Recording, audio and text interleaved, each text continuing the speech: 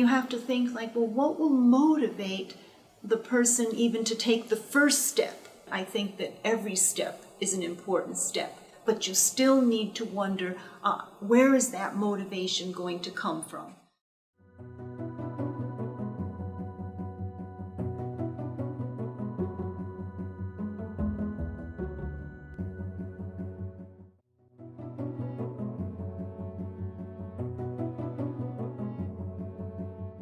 We have very sort of simple-minded views that they just come from a store, or the electricity simply comes from the wall or something like that, that we need to really inform ourselves more about the long path that it has taken to generate those things, and the amount of energy, not just from fossil fuels, for example, but also human energy, which often is underpaid, etc., that has taken to generate those goods. We need to think more about that, and that might help to motivate us. When we understand how much went into it, it might lead us to think more like, well, I don't want to waste it.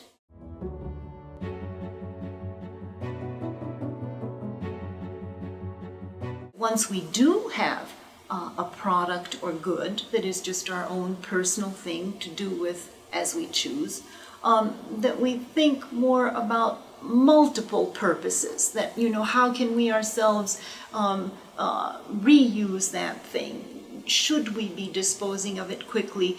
Is there something else we can do with it? And we need to acquaint ourselves with places where we can send it that do recycle, whether it's recycling of metal, whether it's recycling of some plastics, whatever it may be, instead of just throwing it out.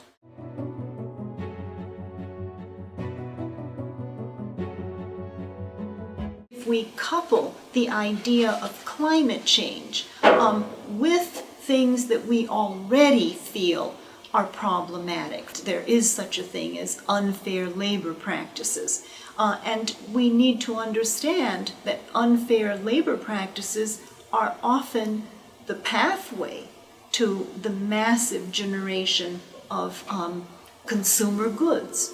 So if you treat labor properly, that in itself will tend to reduce the amount of consumption, because that means that they would have shorter work days, they would be better protected financially through benefits and pay, etc. We are accustomed to having our cars tested for emissions that are particulate, and we have agreed that that is very problematic.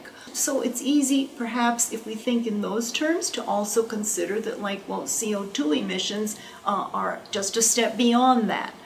They're a different kind of emissions. As if we consider what we already have been conditioned to thinking is a harm, and we join it together, or to help us visualize what has gone into CO2 emissions, and then we would also see that more readily, I think, as a harm. So overall, I think motivation, the more we think, the more cognitively aware we become, the smarter we become, then the more prudent will be our choices, and the more creative, and the more ethical.